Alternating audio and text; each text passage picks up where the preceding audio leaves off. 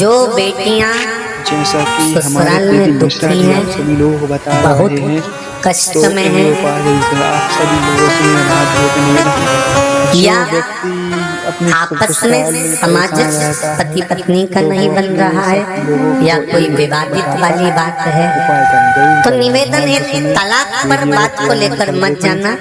एक बार बाबा देवादिदेव महादेव का एक भाव जरूर प्रकट करना। महाराज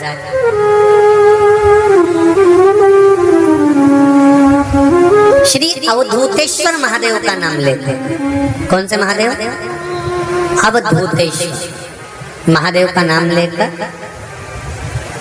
थोड़ी सी मूंग, हरी जो मूंग होती है, उस मूंग को गला लीजिए पानी में।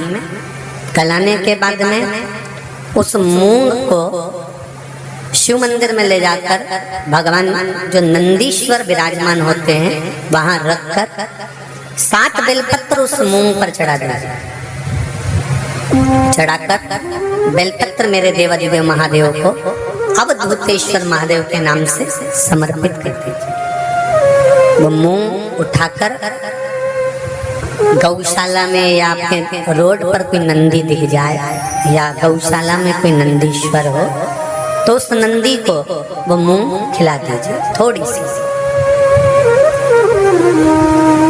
3 या 4 प्रदोष करोगे, तलाक तक बात नहीं पहुंचेगी, आपस में प्रेम बढ़ जाएगा, बेटी को सम्मान मिलना प्रारंभ हो जाएगा और टेंशन समाप्त हो जाएगा। परिवार नहीं टूटेगा।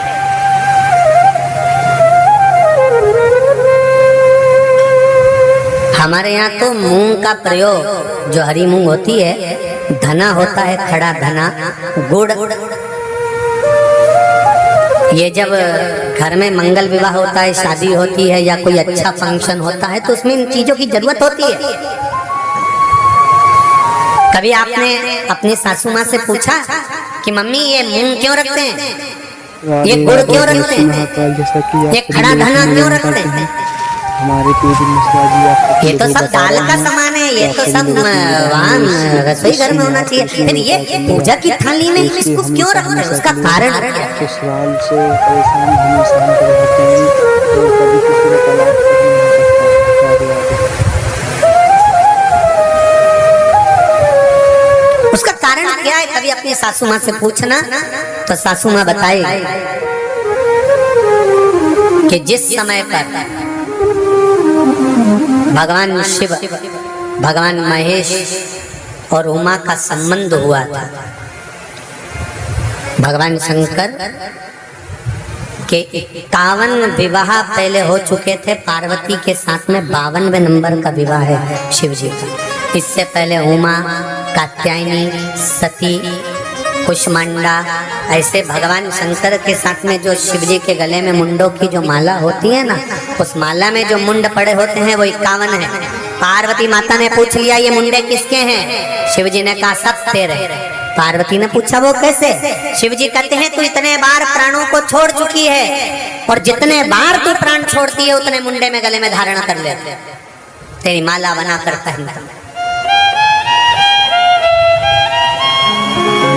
उमा और महेश का जब विवाह हुआ था, भगवान उमा और माता उमा और भगवान महेश का जब मंगल विवाह हुआ था, उस विवाह के समय पर माता उमा रुष्ट होकर भगवान शिव से, ऐसा नहीं है कि केवल माता उमा रुष्ट हुई, तिरुपति चले जाओ तो माता लक्ष्मी रुष्ट होकर नीचे बैठी हुई है।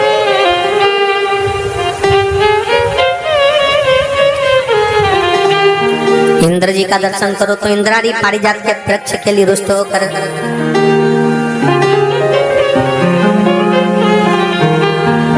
ब्रह्माणी और ब्रह्मा का दर्शन करो तो गायत्री मैया को यज्ञ में बिठा लिया पुष्कर जी में, तो गायत्री मैया को देखकर सरस्वती रुष्ट होकर बैठ गई। ऐसा नहीं है कि रुष्टता नहीं होती है, पर उस रुष्टता में दोनों का साथ भी होता है। लक्ष्मी मैया से, भगवान विष्णु से लक्ष्मी ऐसी दुष्ट होकर गई कि नीचे आके बैठ गई, पर भगवान के पास नहीं पहुंची। ब्रह्माणी ब्रह्मा के पास नहीं पहुंची, पर पार्वती, उमा, सती शिवजी के पास के बिना दूर गई नहीं। दोनों पार्वती मैया माता उमा रुष्ट होकर भगवान महेश से चली गई। और जब भगवान महेश से रुष्ट होकर माता उमा जाती हैं, माता उमा चली जाती हैं, तब उस समय पर ऋषियों ने, संतों ने आकर माता उमा को समझाया। स्वयं देव ऋषि नारद भी उस समय पर पहुंचकर समझाए कि माँ, यदि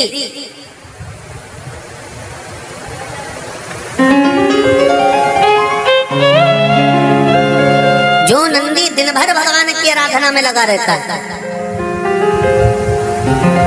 उस नंदी को यदि अर्चन किया जाए तो उसका फल हमें मिलेगा। उमा माता ने दोनों के संबंध को श्रेष्ठ बनाने के लिए मुंह भगवान नंदीश्वर को समर्पित करे। बहुत ध्यान दीजिएगा। आज भी बुजुर्ग माताएं पूजा की जो थाली रहती है उसमें गुड़, मूंग, धना, जब मंगल विवाह होता है या कोई अच्छा कार्य होता है, शुभ कार्य होता है, तो उसमें ये रखती हैं। उसका कारण है कि जिसका संबंध जोड़ा जा रहा है, जो लड़का लड़की का संबंध हो रहा है, या कोई सगाई हो रही है, या इन लोगों का आपस में कोई जुड़ाव हो रहा है, या दो रिश्तेदार आपस में मिल रहे हैं, तो इन लोगों में कभी विवाद खड़ा नहीं। जैसा कि हमारे पेदी मिश्रा जी आप सभी लोगों को बता रहे हैं, जिस व्यक्ति का ससुराल में परेशान होते हैं और जो बेटी हमेशा ससुराल में परेशान रहती है, तो वो बेटी हमेशा ये उपाय करें और इस सोमवार को जिसने कर लिया उसके हमेशा मनोकामना रहेगी और उसके घर में कभी दरिद्रता नहीं आएगी और उसके घर में हमेशा पैसों की कमी नहीं रहेगी और उसके हमेशा घर में शांति रहेगी। राधे राधे। जय श्री महाकाल, जय श्री महाकाल। ओम नमः शिवाय, ओम नमः शिवाय, जय श्री महाकाल।